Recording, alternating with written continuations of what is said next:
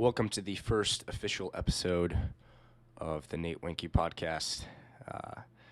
The previous episode was more of an intro episode, kind of introducing why I want to start a podcast. So I'm going to classify that as episode 0, or the intro episode, and this episode will technically be the first true episode.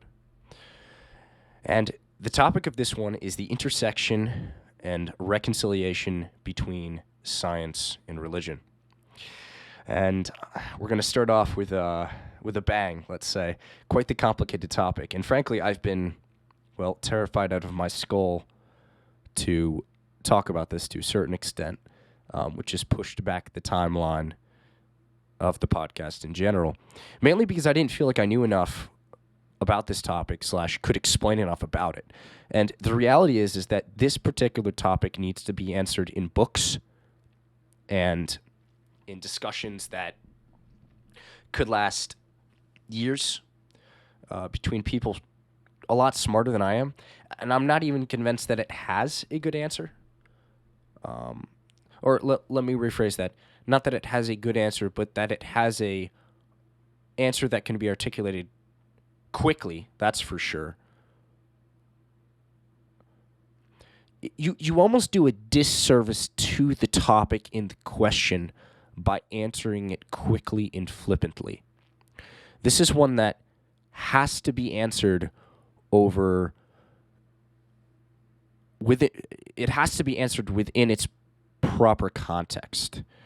And in my opinion, that's best done in long-form conversation in books.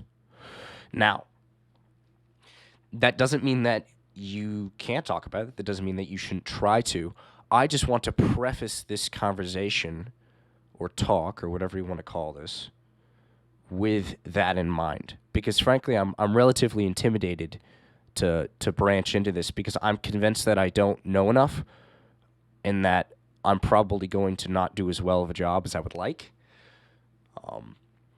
But I also think that starting off with this topic will help set up a psychological and, just set up a framework, I suppose, of how I view truth, and will help kind of set the stage for future conversations that I have.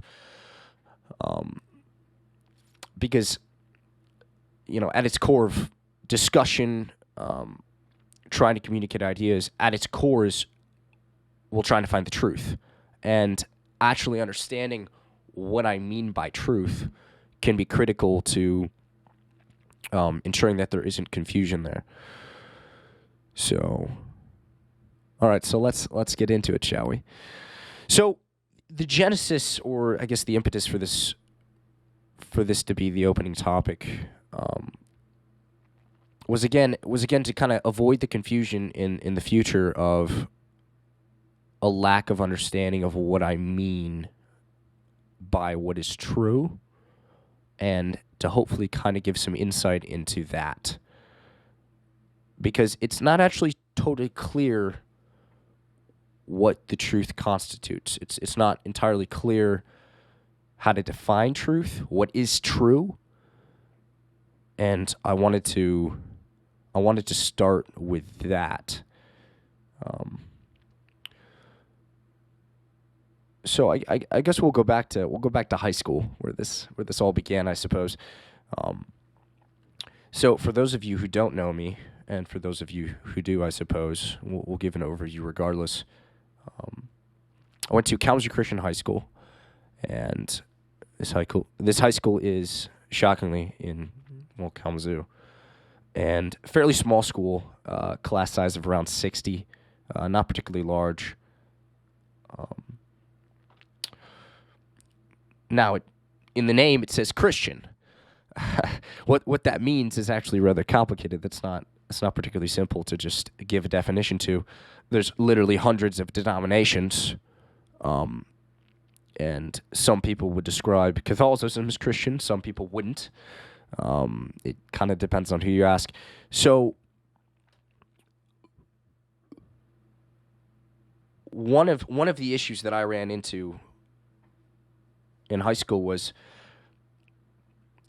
the difference between the readings of Genesis, effectively speaking. And there was this emphasis in high school, and I had different teachers that would teach, well, different things. They would teach different perspectives about what exactly Genesis was trying to convey. And in Genesis, the story of creation is described. And one way to look at that story of creation was as a literal scientific description of the actual creation of the world, as a factual account of the genesis of the world, hence the name. And another way to look at that was not one of factual account, but one of a metaphorical story that had psychological and religious significance. And what was so interesting about these two competing views is this was never described to me. Not really. I mean, I don't want to strawman my education, but it certainly wasn't described in detail. The two competing theories. In fact, one common thread that was pushed forward during my high school experience was that due to the fact that this issue was not quote unquote a salvation issue, it was less relevant. And although I understand that perspective to a certain degree, it didn't, whether or not you believed that, the earth was created in 7 literal days and the earth is 10,000 years old, or whether or not you believed that the world is in fact several billion years old and the universe is, well, depending on who you ask, maybe 15 billion years old. That debate was secondary to the ultimate question of whether or not you believed that Jesus was your Lord and Savior. And I had a really big problem with this because it actually, later on, it seemed somewhat like a fairly obvious answer, and one that we ignored at our own peril, and that would sabotage the future of young high school students graduating and then going into the real world, into a college environment where a college professor could eliminate their entire faith structure by simply, recounting the empirical and scientific evidence that shows that the earth is in fact billions of years old. And it seemed like a battle. It almost seemed like a false battle. It seemed like a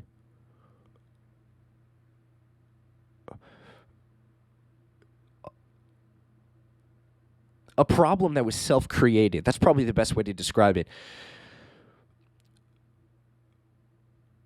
And this is going to get into today's topic because it has to do with how exactly you should interpret, well, A, religious texts, and then B, what exactly constitutes the truth.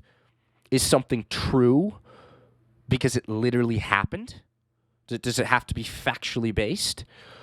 Or is fiction true?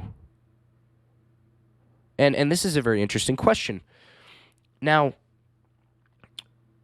back to this young earth versus old earth creationism is I ran into this problem of there were multiple contradictory things that I was being asked to accept at once. And depending on the teacher, different ones believe different things, which seemed odd to me.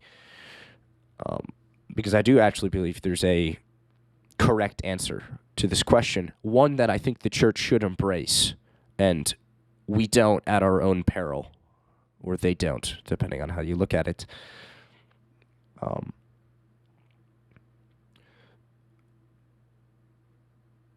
Genesis, well, is an interesting book.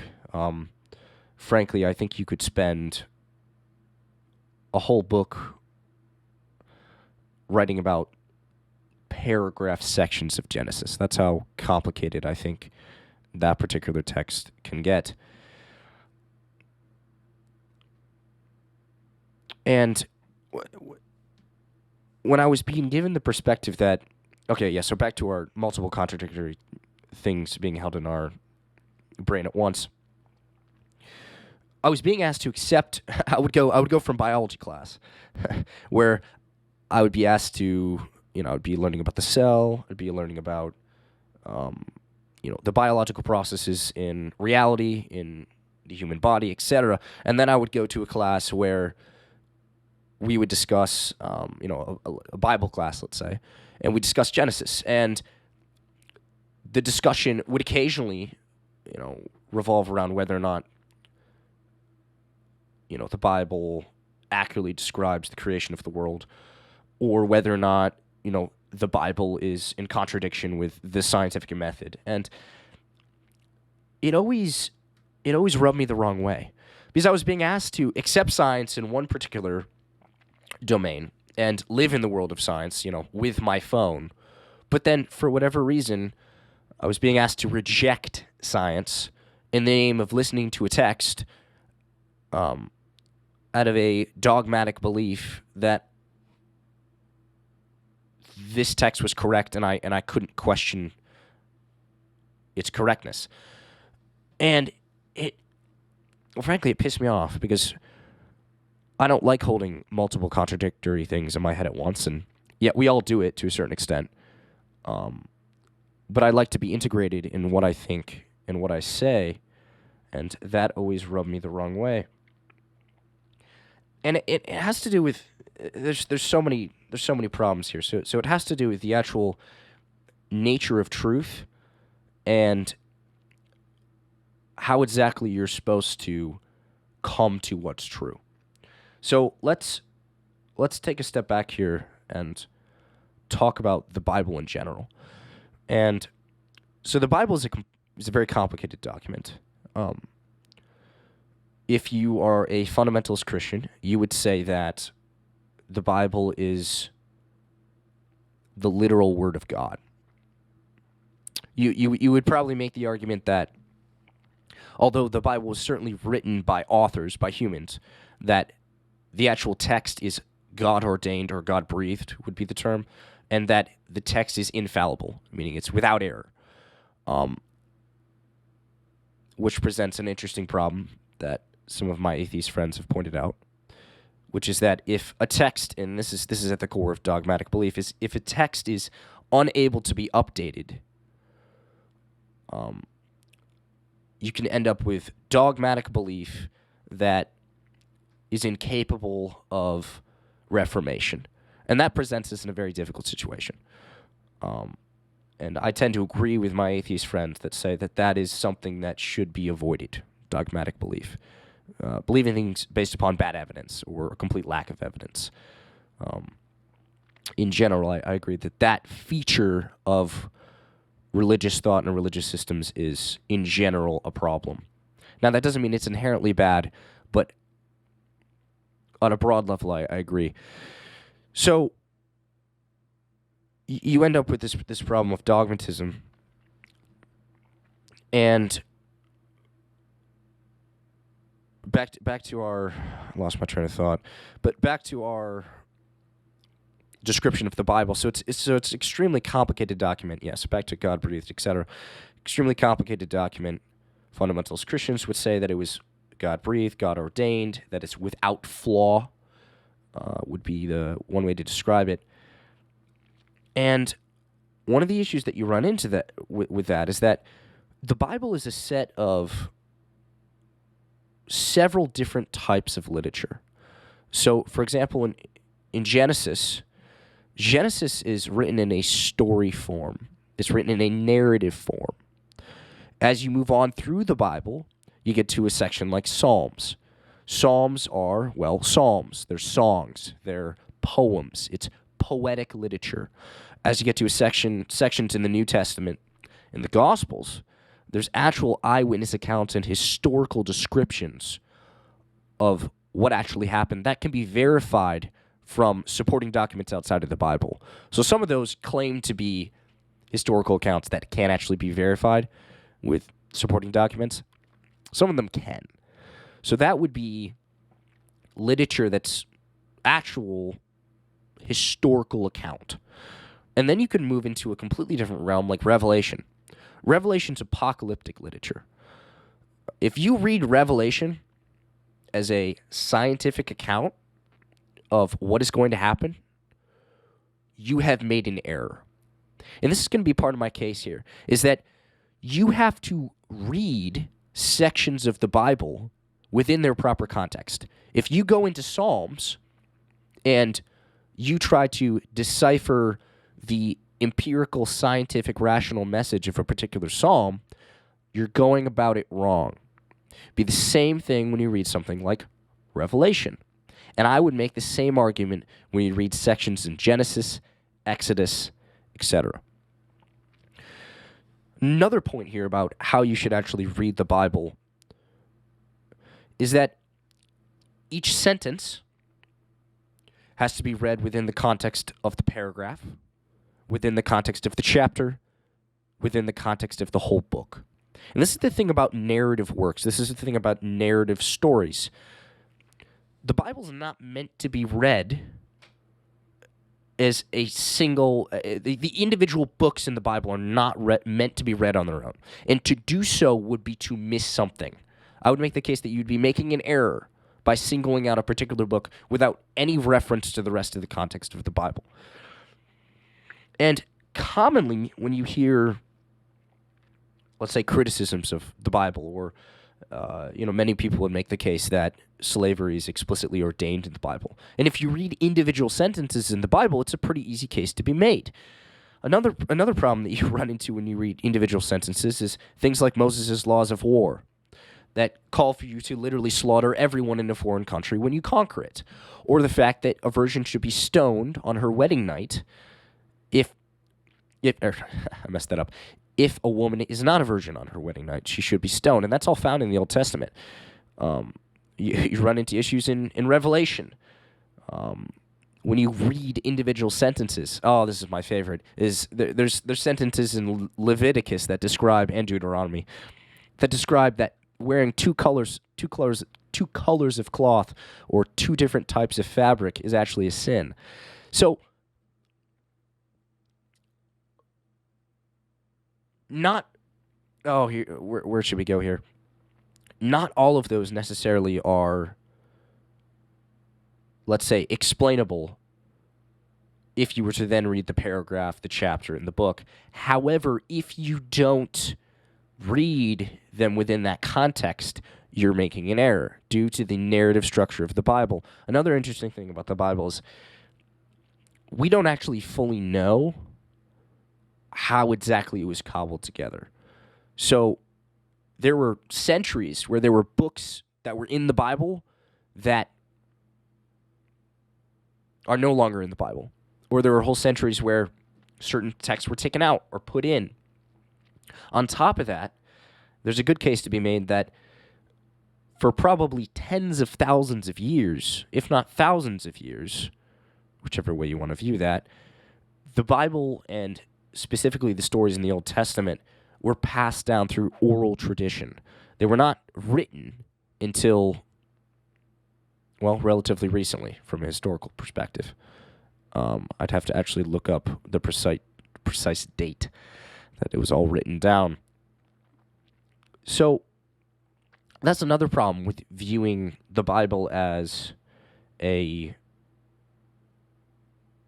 let's say, perfect document, is not only is it an incredibly complicated document that has different forms of literature within it that all have to be read differently based upon what type of literature they are, that all have to be read within the context of the paragraph, chapter, in the whole book as a narrative story, to then make the claim that your interpretation of the text is perfectly accurate. That's an even greater claim. That's an incredibly arrogant statement, in my opinion. Now, that doesn't mean that you can't actually make truth claims. The point is to recognize the necessary complexity of what exactly you're analyzing before you make claims about the truth of your interpretation. Because if you fail to recognize that necessary complexity, you're actually doing a disservice to the very thing that you're talking about. And here's another interesting layer to this problem is not only is the Bible seen as, an incredibly informative, wisdom-filled moral document, it's seen as the literal Word of God.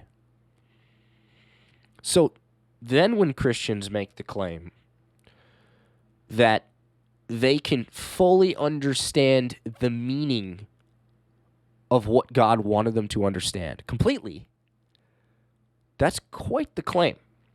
That's quite the statement to go all the way in that particular direction. Now, this doesn't mean that you can't make truth claims. That's not the point of what I'm saying. The point is that without the proper reverence and recognition of your own ignorance and stupidity, you're going to fail reliably at interpreting the proper message of whatever section of the Bible you happen to be looking at. And I think this, at its core, is the problem with the Genesis discussion, the old earth versus young earth creationism. Because if you were to properly look at the story of Genesis, if you were to properly look at the type of literature that Genesis and frankly most of the Old Testament is written as, it's not as a scientific, literal account of the world. In fact, this is the interesting thing, is the scientific empirical method didn't exist until very recently, at least in its popular form. You can make the argument that the Greeks had an early form, and before that as well, I suppose. But the scientific revolution, to the point where so many people think scientifically, or at least think they do, and rationally, and they think about the world in a literal, scientific, atomistic sense, that's a very new phenomenon. That is something that is extremely new within the context of history. So the idea that the original writers or thinkers or storytellers of Genesis would have been trying to write out or explore the literal scientific description of the genesis of the world is asinine. Completely. And what's so interesting about this is that seems to be an extremely reasonable claim. That doesn't seem to be the problem of Genesis seems to be self-creating. And this is what drove me crazy about this in high school, is I was shocked that we couldn't simply accept the reality that Genesis was not meant to be a scientific document, and that within the context of the Bible and the different forms of literature within the Bible, why would we try to inject science into an area that it simply shouldn't exist?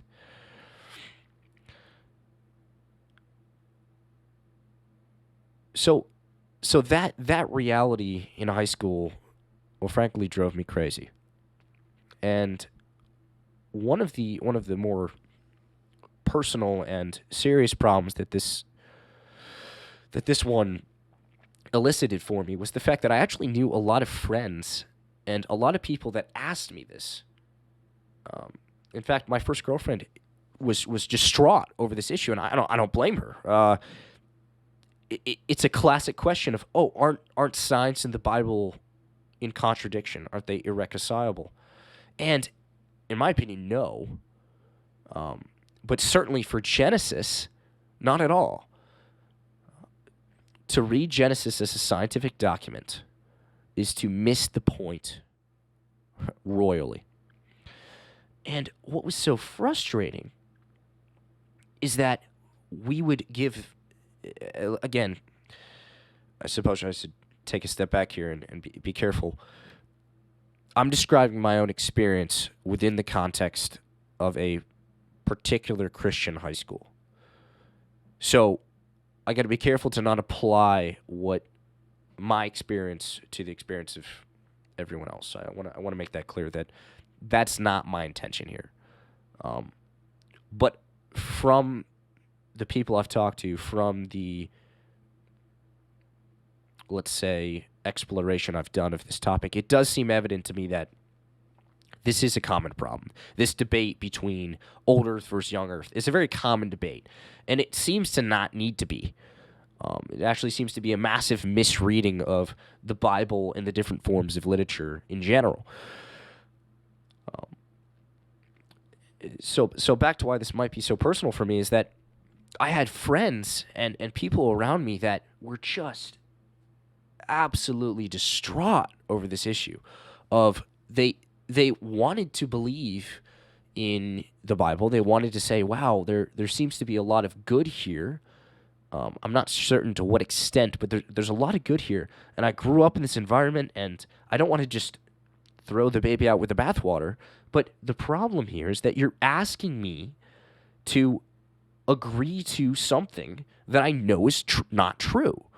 That you don't get to hold an iPhone.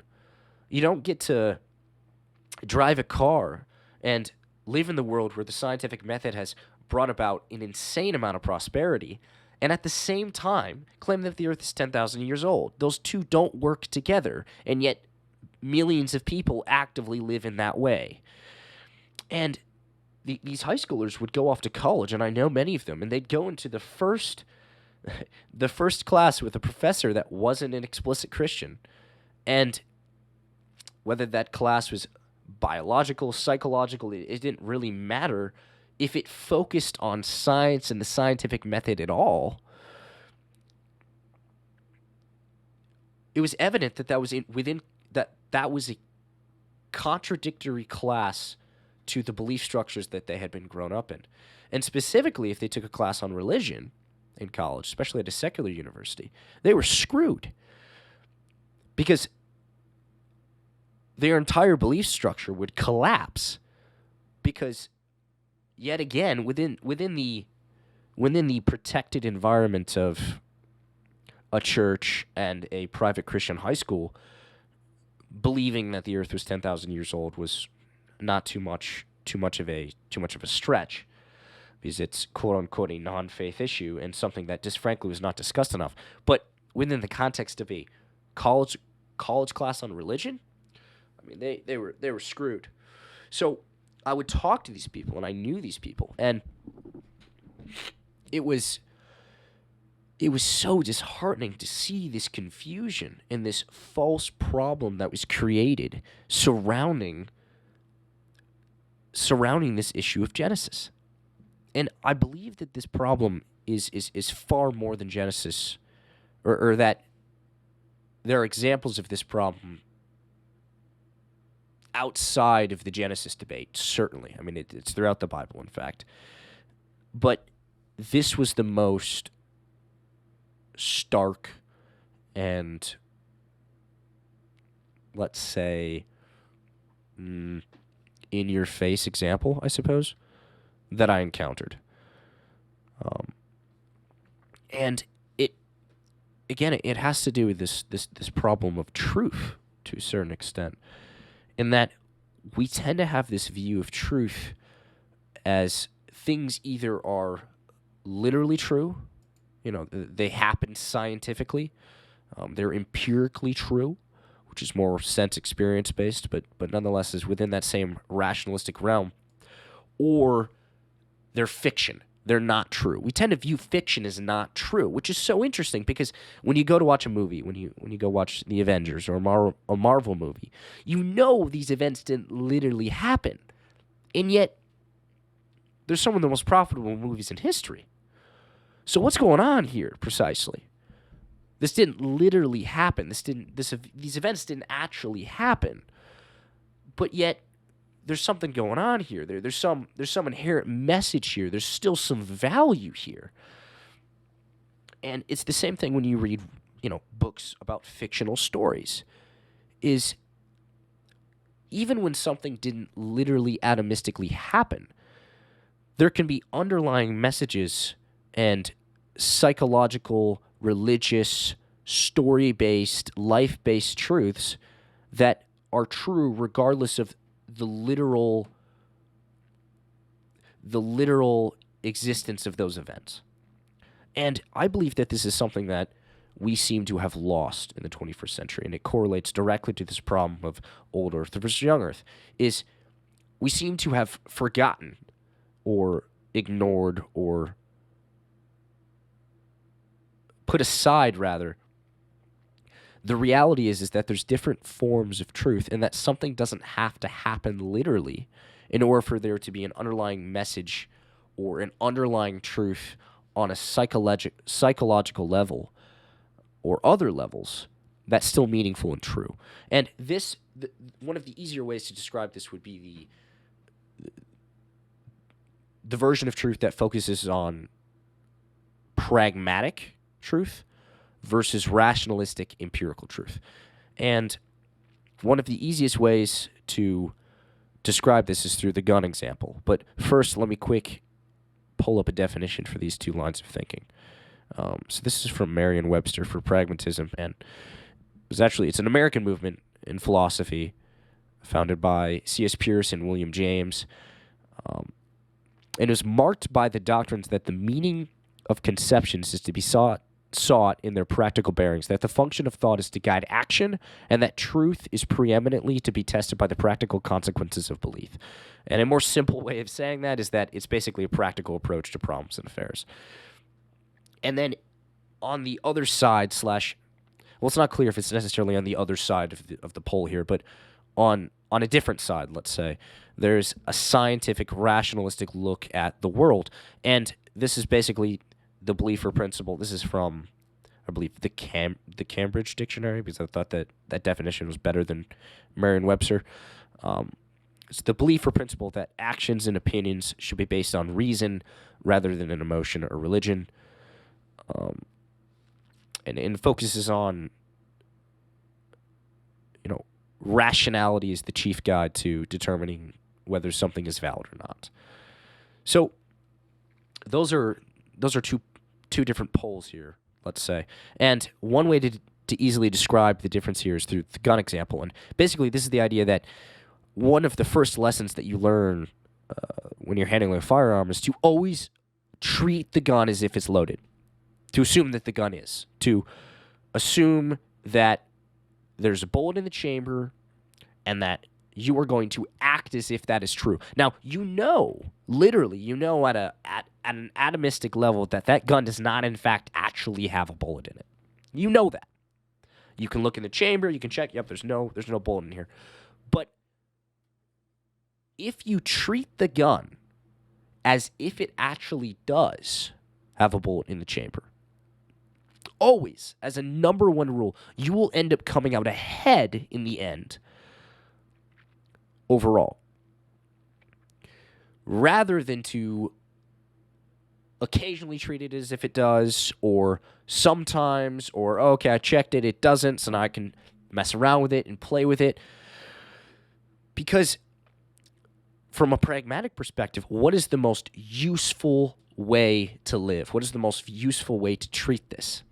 And from that perspective, you're going to end up ahead. You're going to end up less dead in the end at a fundamental level by assuming that gun is in fact loaded, even though on a rational, scientific basis it is not. So this is an example where pragmatic truth trumps rational truth. And this is a similar idea here with Genesis. Now, Genesis is a little bit different because it's not just purely a pragmatic or rational game. There actually happens to be a correct way to look at the text within its proper context and with how the original writers we'll just go with writers for right now, actually wanted you to interpret the text. But nonetheless, this version of pragmatism, this version of what's useful, is kind of lost sometimes in our society. We tend to think that, again, that science and reason are the only forms of truth. And I have some sympathy for this perspective because the scientific movement and the Enlightenment movement have brought about the greatest levels of prosperity in the fastest time period ever in human history by a margin that's incalculable, frankly. So I have a great amount of sympathy for, respect for the scientific movement and the importance of scientific literature. However, we risk throwing the baby out with the bathwater if we narrow in as science being the chief truth detector, the chief means by which truth is discovered or defined. Things can be pragmatically true. They can be psychologically true. You can watch a movie and distinguish and have that be the most profound experience of your life. Commonly, books that are works of fiction can describe archetypal truths or things that at a core level speak to you in a resonant way. They can describe people and places that never existed, and yet you will be impacted by those stories at a fundamental level. And I think that sits partially at the bottom of this Genesis problem, this old earth versus young earth creationist problem, because we seem to have forgotten about this form of looking at the world and this form of truth, frankly. And what's also interesting about this discussion is within pragmatism and scientific rationalism is we have two definitions for the word matter, which this is fascinating, is there's what matters. There's this table right here, or desk rather, or there is what matters to you. There's what matters for your life. And it's so fascinating because on an atomistic level, this table is matter. It's physical matter. But what matters to you, what you are pursuing, what the values that you're pushing to attain, they aren't physical things. They aren't atomistic things. They're more abstract than that. And when push comes to shove, it's not entirely clear what matters more, physical matter or what matters to you as a person. Is it your values? Is that what truly matters? Is it the way that you live? Or is it material? And this gets into a fascinating discussion, and I'm not entirely certain that we'll dive into that fully right now, but this difference between what matters and actual physical matter is something that a lot of people don't think about, and it directly pertains to this discussion of what actually is true. And to take it another step further is David Hume, a famous philosopher, is famous for saying, you cannot derive an ought from an is. And many of you will probably have heard this phrase. And one of the things that this phrase is trying to convey is that he does not believe, and Kant, another famous philosopher, would probably say a similar thing, is that he doesn't believe that you're capable of deriving a value from a fact. He doesn't believe that without an a priori framework, without a narrative framework, by simply looking at a set of facts, there's nothing about that set of facts that compels you to take a particular action. That would be his claim. There's nothing inherent in observance of the world that necessitates a particular kind of action. And I tend to agree with this line of thinking. Now it gets very complicated, but this David Hume debate actually sits at the bottom of, well, a number of debates. Can you derive values from facts? It actually goes all the way down to precisely, is there a way to derive a purely rational basis for morality? Is there a way to build morality upon a scientific rational basis by looking at the world as an objective reality? And this directly ties into the debate that someone like Sam Harris and Jordan Peterson might have when they talk about Sam, for example. He has this desire, and I share this desire, to ground morality in something concrete. So that's his motivation, and I sympathize with his motivation. He sees the most concrete thing as factual, rational, scientific inquiry and reality. And it's a powerful form of truth. There's no doubt. But part of why I brought up the pragmatism and the different types of literature and narrative and story is because there are different forms of truth, and it's not entirely clear when one form might trump another one. So Sam is making an excellent case about why he believes that rationality as the primary tool for determining moral truth is critical, and that there's a lack of subjectivity then in the moral truth. And he's terrified about moral relativism, which is also a belief that I share, because moral relativism enters into a framework where morality is purely a subjective relative game. And within that framework, you run into all sorts of problems. A, it's effectively unlivable. And B, you can end up with people that would actually justify the horrible things that were done by Hitler and the Soviets and Stalinist Russia. And that is certainly that's certainly something that we can agree upon. Someone like Sam and I, or Jordan Peterson and Sam, that's something that we all need to agree is wrong. Now, why precisely we agree that it's wrong, or how exactly we get there, will be different. And I think that's something probably that I would want to dive into more in a later episode. But it's incredibly complicated. How exactly you might derive an ought from an is, and what precisely that narrative framework is that you live in. I mean, your perceptual structures are literally set up such that you actually don't see. There's fascinating research behind this. Basically, the background information to your perceptual structures, we've learned a lot in the past decades by studying AI, because we've been trying to teach AI how to actually see the world and react in it and live in it. However, it turns out to be much more complicated than we thought, because when you live your life, you think, oh, okay, I just see an object, and I see that literal object, and then I react because of it. But that's actually not the way that your brain works, your perceptual faculties work at all. Is you see the uses for that object, is one way to describe it. You don't actually see the literal object. It's not entirely clear if a chair has any meaning at all if you can't sit in it. Is it really a chair if you can't sit in it? Or is the concept of chair reliant upon the action of sitting in the thing? So this is a fascinating. This is a fascinating topic that, again,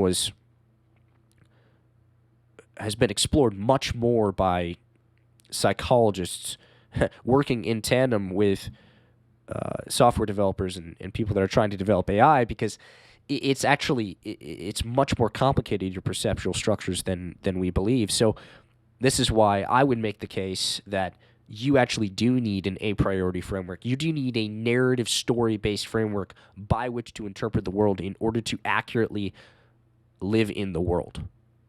You can't live without that. You can't get from the facts to the values without that a priori framework. And what exactly you call that, or how exactly that works, that's a good question that I am still trying to figure out, frankly. And smarter people than me, that's for sure, have explored that to a deeper degree. Highly recommend a lot of the, let's say, scaffolding for some of the ideas that I'm talking about here. I first encountered in the Sam Harris-Jordan Peterson debate that they had in Vancouver. It's on YouTube. Highly recommend.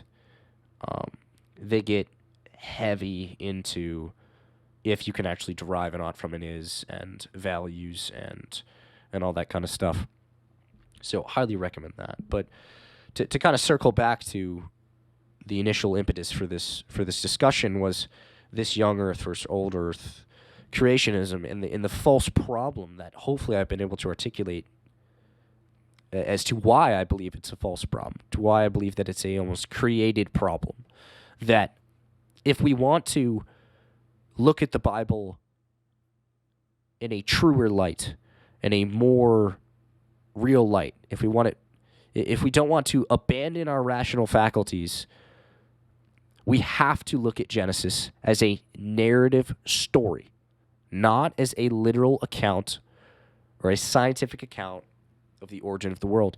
And the more that we ignore this problem in the modern age, the more that we say, oh, it's a salvation issue, or it's not a salvation issue, rather, this is just not that important. The more that we do that, the more we risk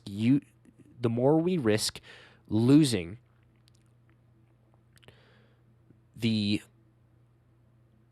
let me rephrase that.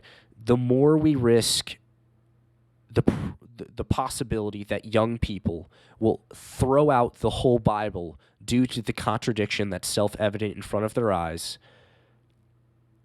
at the insistence of Genesis as a scientific document. And this is what I truly want to avoid, because I've seen people in my life that are just tormented, including myself for a long period of time, at this contradiction of how exactly do you reconcile the story of Genesis with the reality that I live in? How do you do that? And it pains me, because I truly believe that this is not it's a created problem. The Genesis was never meant to be read as a scientific literal document. It was never meant to do that. And we've only injected ourselves into that recently and created this problem. And young people are going to continue to have a problem with this. And the amount of people that I've met that are they just don't know what to do with this. So I do believe that this is an important discussion, that we have to make this distinction between the different types of truth and the fact that not all literature should be read in the same way. Different literature should be read in different ways, given its proper context and the way in which it was meant to be written. And this also, as I described earlier, pertains directly to the conversation around reading other parts of the Bible. There are sections in the Bible that if you were to simply take those out by themselves and focus on them individually without the paragraph and the chapter and the book and ultimately the narrative structure as a whole from beginning to end, you risk massively misinterpreting what precisely is going on here. And I said a couple examples, such as slavery, for example. Many people would make the case that the Bible explicitly ordained slavery.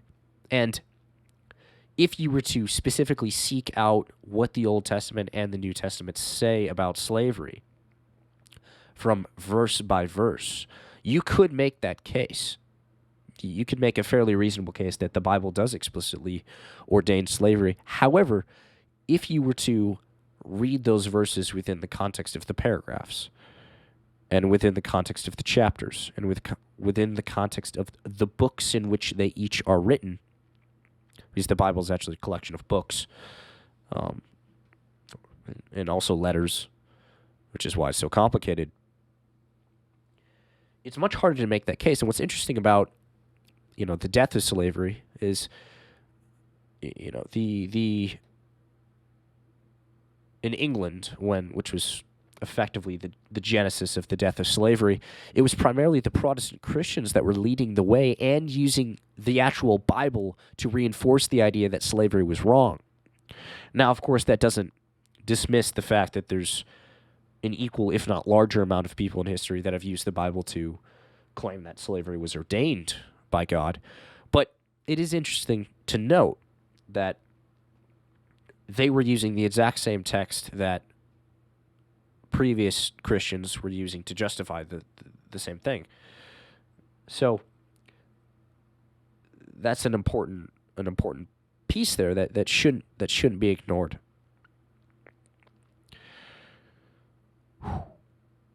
So it's a lot. That's a lot. And frankly, I was terrified to bring this up because it's so darn complicated, so many of these things, that I know that I'm going to have to revisit this and continue to talk about it, because I didn't even get really into how exactly you derive an ought from an is, and the the nature of facts and values and their interrelationship. That's extremely complicated as well. So I hope that the description of the difference between pragmatism and rational scientific truth, coupled with the description of the Bible and its collection of different books that are meant to say and do different things. I hope that helps clarify this issue and put the issue of science and religion within its proper context, specifically with this example. Now, of course, there's plenty more to, say, reconcile between science and religion in general. This is not a comprehensive, shall we say, account at all. But it is my personal experience with this particular issue, and I'm hoping that my own wrestling with this will help potentially shed light on the issue in general and potentially help some other people come to terms with the issue, let's say, but more specifically,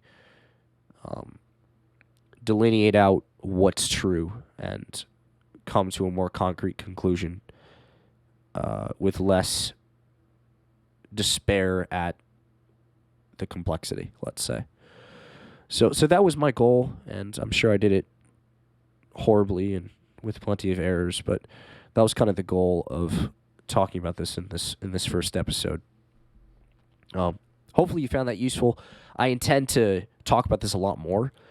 This is one that I want to continually revisit due to its inherent complexity.